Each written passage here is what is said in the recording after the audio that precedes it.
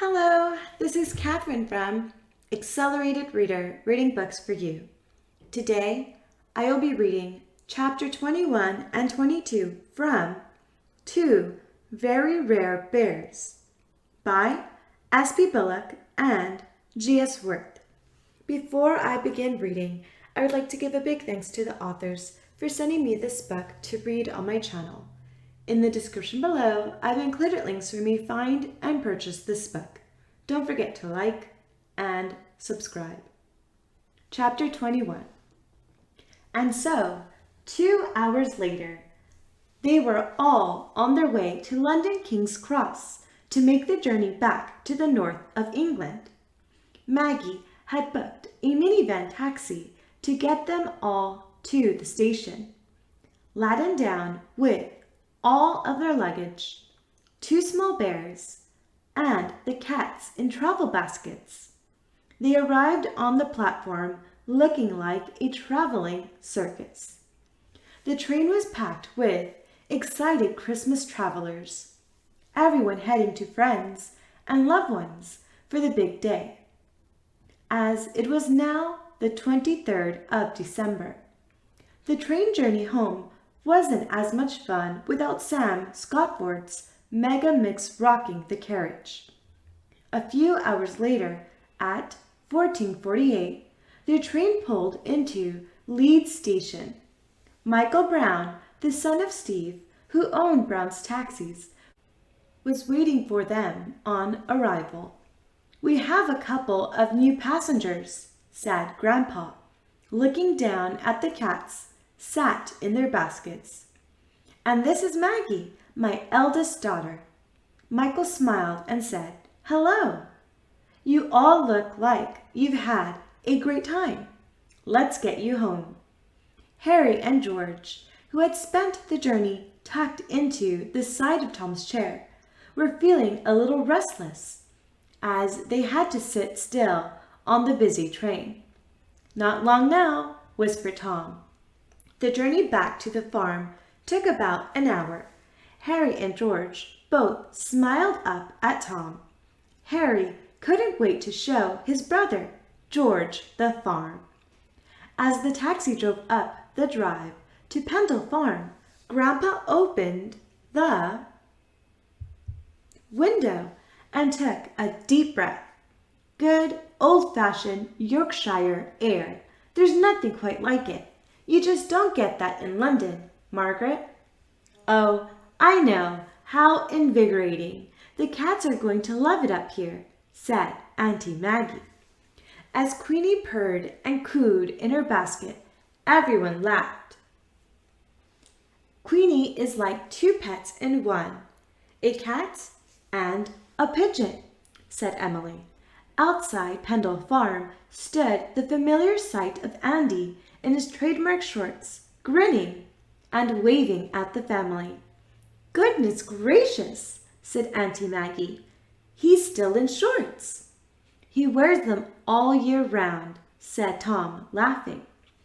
Andy greeted them, opened the cab door and said, "You've got an early Christmas present." "Really?" said Grandma. "Yes, Elena, the sweet little white alpaca, has given birth." "What?" said Grandpa. "Well, shivery timbers, is she okay?" "She's fine. The village vet came straight up, and Mother and Baby are doing well." Everyone cheered. They all thanked Michael, gave him a tip, and wished him a Merry Christmas. As Michael drove off down the drive, the children excitedly introduced George to Andy. "So, you did it? You found George?" said Andy. "Yes," said Emily. "We had to rescue him from a Christmas tree and another family who were trying to take him." "He only speaks Mandarin," said Tom, as Andy shook George's little paw. "Pleased to meet you, George. Would you like to meet our new baby alpaca?" said Andy. They then all followed Andy to the alpaca enclosure where, snuggled in the hay at the back of the barn, lay Elena and her new baby. "It's a boy," said Andy. As they all peered into the barn, Harry and George stood up on the arm of Tom's wheelchair, amazed at the sight of the new baby alpaca. And do you know that a baby alpaca is actually called a cria? Said Emily. I didn't, Emily, said Andy, always amazed at Emily's knowledge. Does he have a name? Said James. No, said Andy. I thought I'd leave that up to you. Maybe Harry and George could name him. We can all talk about that over a nice cup of tea, said Grandma, who by now was gasping for a cuppa. Inside the farmhouse, Andy had already lit the log burner to warm up the kitchen for their new arrivals. He was excited to at last meet George. So, how will you talk to George? Said Andy. I don't know, said Eva. I think I'll look online and see if there's a translation app. After a few minutes of searching on the internet, she said excitedly, There is! I can download one to my phone and the home computer. It will be perfect. Sure enough, the app worked, and in no time, everyone was chatting away to George using the translation app. This is amazing, said Harry. We can all learn Mandarin, and George can learn English. What a great idea, said Harry. After supper, everyone was ready for bed, weary from the last few days. Tom lay in bed with Harry and George tucked up next to him. He smiled as he stared over at his books of adventures, because now he'd had one all of his very own. Night, Harry. Night, George. Tomorrow is Christmas Eve, Tom said, but as he looked over, he saw that they were both already fast asleep. Chapter 22. The next morning, everyone was up early.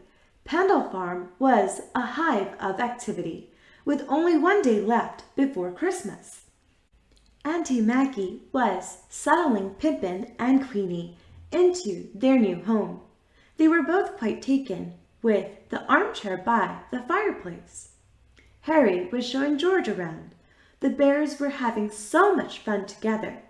At last, they felt safe and loved by their kind new family. Harry had come so close to losing George forever that he vowed never to leave his side again.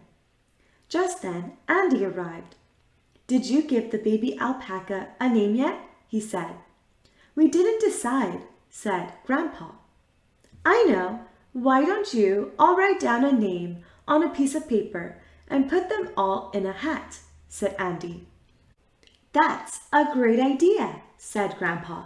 So everyone wrote their chosen name on a small piece of paper, folded it up, and dropped it into Grandpa's hat. Who's going to pick? Said Emily. I think maybe George or Harry, said Grandma.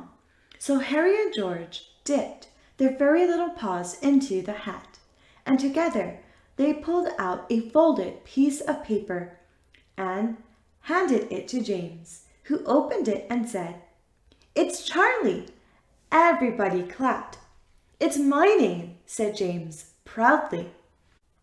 So Charlie it is, said Andy, smiling. I shall go and let Elena know, he said, laughing.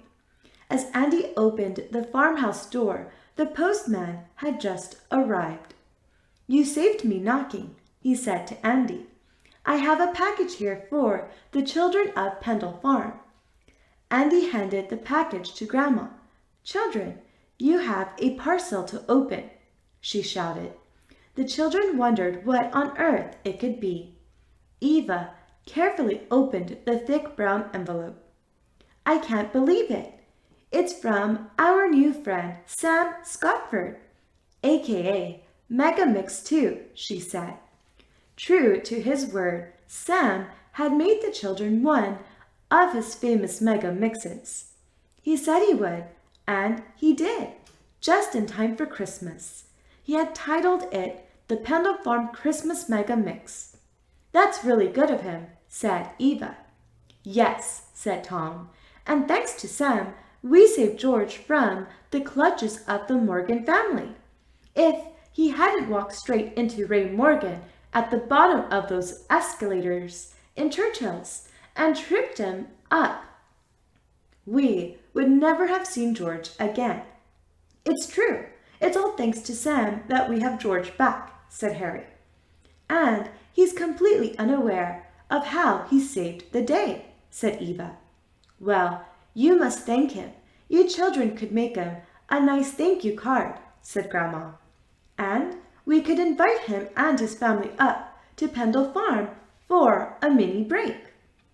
"That's a great idea," said Tom. "We will," said Eva. "I can't wait to listen to the Mega Mix," said Emily. "That'll get us all in the mood for Christmas." They then all put their coats on and went outside to see the animals. Grandpa always took his trusty old bucket full of goodies for all the animals. Eva and Emily took their horses, Gypsy and Ginger, a nice juicy apple. At the alpaca enclosure, the other children fed them their favorite treat, chopped up turnip and carrots. After all, it was Christmas. Even Grandpa's pot-bellied pigs, Hendrix and Biggie, were given the leftover peelings.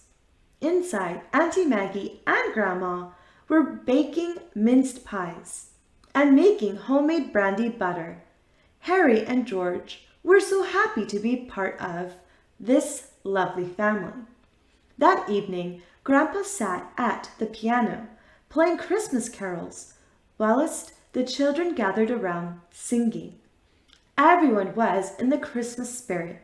James placed a plate of minced pies and a carrot by the fireplace, and everyone hung up their Christmas stockings. Grandma pinned up a couple of spare socks for Harry and George. This made the children laugh. Then they told Harry and George, using Eva's translator app, all about Father Christmas. Harry was astonished that a man could travel the entire world on a sleigh pulled by reindeers, and then pop down everyone's chimneys, eat a few minced pies, leave a bag of presents, and then travel back home to Lapland. It had taken him and George weeks to sail from China. He wondered why everyone didn't use reindeer travel, as it's surely a far cheaper and more environmentally friendly option. The children were laughing, and George said he wasn't sure he liked the idea of a strange man coming down the chimney. What if he was like Ray Morgan?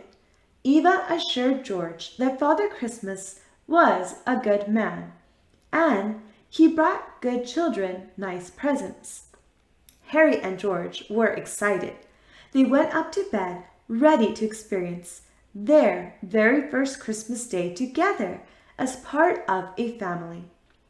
Once all the children and Harry and George were tucked up in bed, Grandma and Auntie Maggie started knitting Harry and George their very own alpaca wool jumpers, ready for the little bears to open on Christmas morning. It was a race against time, but they wanted the bears to have a gift from Pendle Farm. A few hours later, Grandpa brought through 3 hot chocolates. They had just about finished. Maggie held up her tiny jumper to show Grandpa. "What do you think, Dad?" she said. "They're fantastic," he said, as Grandma held hers up next to it. "The bears will look like Bobby Dazzlers in them," said Grandpa.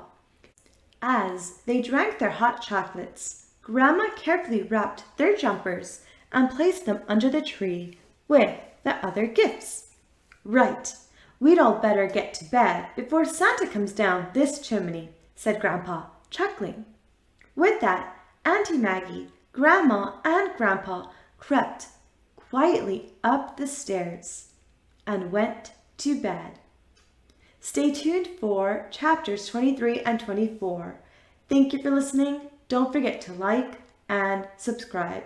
In the description below, I've included links where we find and purchase this book.